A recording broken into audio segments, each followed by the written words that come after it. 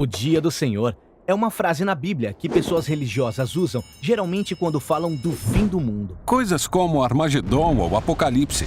Você deve conhecer essa imagem de Jesus retornando num cavalo branco e traz uma espada para o juízo final. E todos querem saber como isso vai acontecer. Muitas dessas imagens vêm do último livro da Bíblia, mas para entender você precisa voltar para o primeiro livro. Quando a história começa, Deus cria um mundo incrível. Ele dá poderes aos seres humanos para que governem em seu nome. Mas os seres humanos são tentados por esse misterioso personagem que não é humano. Ele oferece uma promessa. Vocês podem definir o bem e o mal como quiserem e se colocar no lugar de Deus. E eles fazem isso. As histórias seguintes são sobre relacionamentos rompidos e a violência como resultado. Sim, essa promessa gera grandes problemas. Agora todos têm que se proteger e lutar por sobrevivência e usam a morte como arma para ganhar poder. E depois vem a história sobre como construíram a cidade da Babilônia. Ou Babel em hebraico. Todos se juntam para se elevarem ao lugar de Deus.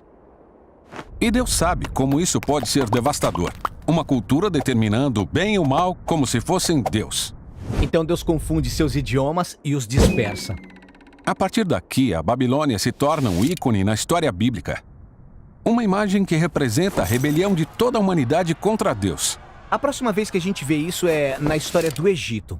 Isso, Faraó, o rei do Egito, se sente ameaçado pelos imigrantes israelitas e começa a matar todos os meninos, escravizando o resto. Isso é muita maldade. O Egito é como a Babilônia, só que maior e pior. São egoístas e abusam dos outros, redefinindo o mal como o bem. Então Deus usa a maldade de Faraó contra ele. O orgulho faz Faraó continuar, e ele é engolido pela morte. Depois desse grande livramento, os israelitas cantam uma música sobre como Deus é o guerreiro que libertou o povo do mal. Os israelitas se referem a esse momento como o dia. O dia que foram resgatados de um sistema corrupto. Todos os anos até hoje, os israelitas comemoram o dia da libertação com uma refeição simbólica de um cordeiro sacrificado. É a Páscoa. Finalmente Israel entra em sua terra, agora tem seus reis e enfrenta novos inimigos. Então, o antigo dia do Senhor, comemorado em toda a Páscoa, cria a esperança de que Deus vai trazer esse dia de novo, para salvar Israel de todas as ameaças. Nas colinas havia um pastor de ovelhas chamado Amós. Deus escolheu Amós como profeta para anunciar notícias assustadoras a Israel, que Deus traria outro dia do Senhor contra os inimigos dele. Mas desta vez, o alvo é Israel. O quê? É triste, mas os reis de Israel escolheram redefinir o bem e o mal como queriam. E o resultado foi corrupção e violência. Então o povo de Deus se tornou como a Babilônia. Os oprimidos se tornaram opressores. A Babilônia parece uma armadilha. Ninguém escapa. Então o dia do Senhor recai sobre Israel. São conquistados e levados prisioneiros para o exílio. A partir daí, Israel sofreu sob o domínio de vários impérios opressores. E é nesse ambiente que Jesus nasce. Sim, nessa época Roma era o império que oprimia Israel. Então Jesus confronta e elimina Roma? Não. Para Jesus, o inimigo real era um mal desumano e misterioso. O mal que tinha seduzido a Babilônia, o Egito, Roma e Israel.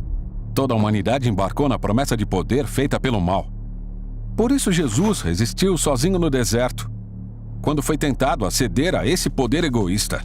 Mas ele não cedeu, e logo depois começa a confrontar os efeitos do mal sobre os outros. Ele começou a dizer que ia para Jerusalém, na Páscoa, para enfrentar o mal de Israel e Roma através da sua morte. Morte? Isso parece uma derrota. Jesus deixou o mal esgotar todo o seu poder, usando a única arma que o mal tem: a morte. Jesus sabia que o amor e a vida de Deus eram muito mais poderosos, que ele poderia vencer o mal ao se tornar o Cordeiro da Páscoa, dando sua vida em um ato de amor. E tudo mudou naquele dia. Quando Jesus derrotou o mal, ele abriu um novo caminho para as pessoas escaparem da Babilônia e descobrirem esse novo poder, essa nova forma de ser humano. Tudo bem, alguma coisa mudou. Mas o poder do mal continua por aí, e a gente continua construindo novas versões da Babilônia. Certo? Então, o último livro da Bíblia, Apocalipse, aponta para o futuro e último dia do Senhor. É quando o reino de Deus vai confrontar a grande Babilônia, que representa todas as nações do mundo.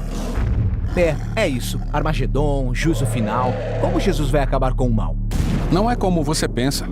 Em Apocalipse, o Jesus vitorioso é simbolizado por um cordeiro sacrificial ensanguentado. E quando Jesus aparece montado em seu cavalo branco para enfrentar o mal, ele já está sangrando, antes da batalha começar. Já tá sangrando? Essa é uma imagem estranha. Sim, porque Jesus não quer o nosso sangue. Pelo contrário, ele venceu com o sangue dele, morrendo pelos seus inimigos. E a espada está em sua boca.